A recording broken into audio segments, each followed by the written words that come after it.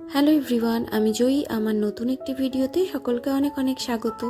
তো আজকের ভিডিওটা শুরু করছি একটা সুন্দর শীতের সকাল দিয়ে। তো সকালবেলা ঘুম থেকে একটু আগেই উঠলাম। আজকে 5টার সময় আর উঠতে পারিনি, ঘুম ভাঙেনি। অ্যালার্ম বেজেছিল কিন্তু ঘুম থেকে আর উঠতে পারিনি। তো ঘুম থেকে উঠে ফ্রেশ হয়ে একটু ব্যালকনিতে এসেছি। কি প্রচণ্ড ঠান্ডা, কিন্তু রোদ্দুরের দেখা নেই, সূর্যি মামার দেখা নেই। ওই যে ওইদিকে যে বিল্ডিংটা আছে, ওই বিল্ডিংটার পেছন দিক থেকে সূর্যি মামা ওঠে, মানে ওইটা হলো আমাদের পূব দিক। তো আজকে এত বেলা হয়ে গেছে, প্রায় 6:30 বাজে, দেখছি সূর্যি মামার কোনো দেখা সাক্ষাৎ কিচ্ছু নেই। কেমন একটা মেঘলা ওয়েদার। তো আর বেশ ঠান্ডা ঠান্ডা হাওয়াও চলছে বাইরে, বিশেষ করে বাড়ির সামনেটাতে এই পুকুরটা হাওয়াতে এখানে সবসময়ই শীতকালে একটা ঠান্ডা হাওয়া চলে। আর এই যে দেখো, এটা হলো একটা স্পাইডার প্ল্যান্ট। এই গাছটা বেশ কিছুদিন আগে এনেই টপটাতে লাগিয়েছিলাম, কিন্তু এই গাছটাতে এত তাড়াতাড়ি এত সুন্দর গ্রো করবে সেটা আমি ভাবতে পারিনি। আমি ভেবেছিলাম যে টপটা হয়তো ছোট হয়ে গেছে, গাছটা হয়তো গ্রো করবে না, তাও লাগিয়েছিলাম। যদি গ্রো না করে ভেবেছিলাম অন্য টবে লাগিয়ে দেবো, কিন্তু দেখছি যে ঠাকুরের ইচ্ছে বেশ ভালোই গ্রো করছে। আর এই দিকে এই ফুল গাছটাও ছোট্ট চায়না রঙ্গন গাছ। এটার যে কি হয়েছে কে জানে, পাতাগুলো কেমন লাল লাল হয়ে যাচ্ছে আর ঝরে যাচ্ছে, আবার ফুলও দিচ্ছে, বুঝতে পারছি না।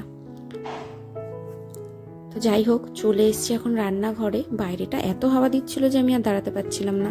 সকালবেলা ওর অফিসের টিফিন বানাবো, তাই দেখো এখানে কিছুক্ষণ আগে রান্নাঘরে এসেই কেটে নিয়েছি কিছু সবজি। তো আজকে টিফিনে ভাবছি চিড়ের পোহা বানাবো, ওই জন্য কিছুটা আলু কেটে নিয়েছি, গাজর কেটে নিয়েছি, ফুলকপি কেটে নিয়েছি, আর সাথে আছে লঙ্কা কুচি, কারি পাতা আর একটু কাজু কিশমিশ। আর এদিকে একটু কাঁচা চিড়ে ধুয়ে জল ঝরাতে রেখে দিয়েছি।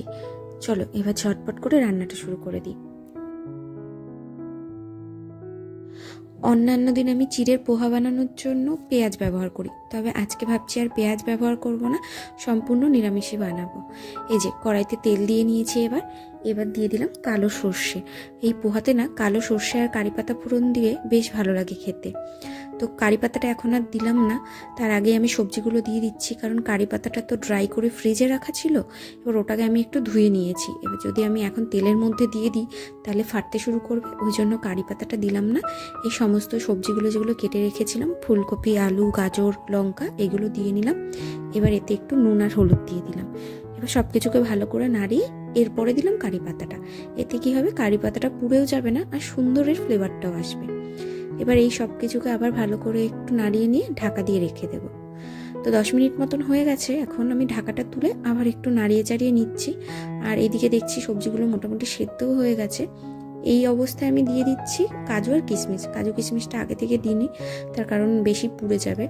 তো এইবার দিয়ে একটু ভাজা ভাজা করে নিলাম। সব সবজিগুলো ভাজা হয়ে গেছে। এবার ওই যে জল ঝরাতে দিয়েছিলাম যে চিড়েগুলো, ওইগুলোকে দিয়ে দিলাম। সাথে একটু নুন আর চিনিও যোগ করে দিয়েছি এর মধ্যে। এবার একটু সময় নিয়ে গ্যাসটাকে সিমে করে দিয়ে এটাকে ভালো করে উল্টে পাল্টে ভেজে নিতে হবে, যাতে চিড়ের কাঁচা গন্ধটা না থাকে। তো সবশেষে এটার মধ্যে একটু ঘি দিলে বেশ ভালোই লাগে খেতে, তবে ও যেহেতু ঘি খেতে পছন্দ করে না, ওই জন্য আমি আর দিলাম না। এই যে এখন সকাল 8:30 মতন বাজে। ও তৈরি হয়ে বেরোচ্ছে অফিসে যাওয়ার জন্য। আর আজকে আমারও একটু বেরোনোর আছে। আমার আজকে ডাক্তারের কাছে অ্যাপয়েন্টমেন্ট নেওয়া আছে, তো সেখানে যাব। ওই জন্য ওর কাছে সকাল সকাল একটু খুচরো পয়সা চেয়ে নিচ্ছি। খুচরো পয়সার এখন বড়ই অভাব জানেন, বিশেষ করে এই 10-20 টাকার নোট। এই যে পেয়ে গেছি খুচরো পয়সা। এটা হলো আমার মেট্রো যাওয়া আসার ভাড়া।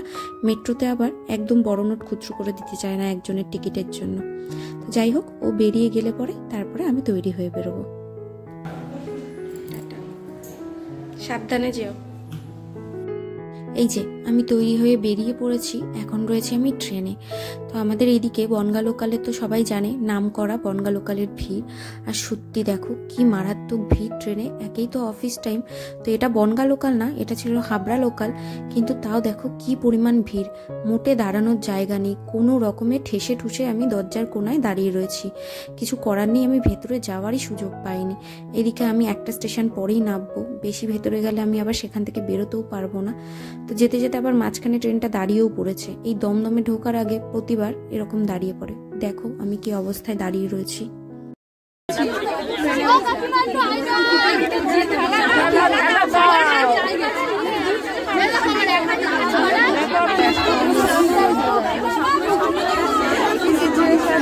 এরকম ভিতরে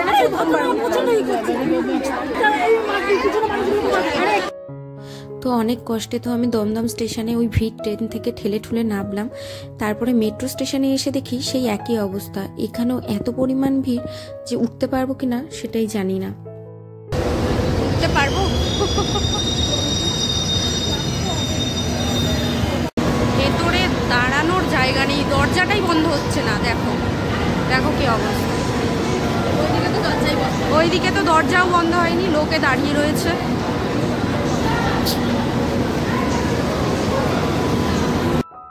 তো এখন ওই সকাল 11টা মতন বাজে, আমি এই সবে মাত্র এসে পৌঁছলাম আমার গন্তব্যে। এই যে গেট নম্বর 6-এর কাছে এখন আমি দাঁড়িয়ে রয়েছি। আসলে প্রথম মেট্রোটাতে এত পরিমাণ ভিড় ছিল যে ওটাতে আর উঠতে পারিনি, তারপরের মেট্রোটা ধরে তারপরে এলাম। একটু দেরি হয়ে গেল ওই জন্য পৌঁছতে। চলো, এখান থেকে হাঁটা পথে মাত্র 2 মিনিট আমি যেখানে যাব নার্সিংহোমে। কিন্তু এখানে এসে দেখছি নার্সিংহোমটা বন্ধ রয়েছে। তারপরে জিজ্ঞেস করলাম সিকিউরিটিকে, বলল যে হ্যাঁ আজকে নার্সিংহোম বন্ধ, কিন্তু যাদের অ্যাপয়েন্টমেন্ট নেওয়া আছে তাদেরকে ডাক্তার দেখবেন। তো যাই হোক, এখন ভেতরে যাই। চলো চলো তাহলে আজকের ভিডিওটা এখানেই শেষ করছি। আমার বাড়িতে যেতে যেতে তো অনেকটা বেলা হয়ে যাবে, জানি না আর ভিডিও আপলোড করতে পারবো কিনা। তো চলো ভিডিওটা শেষ করছি এখানেই, দেখা হবে পরবর্তী একটা ভিডিওতে। সবাই ভালো থেকো, সুস্থ থেকো।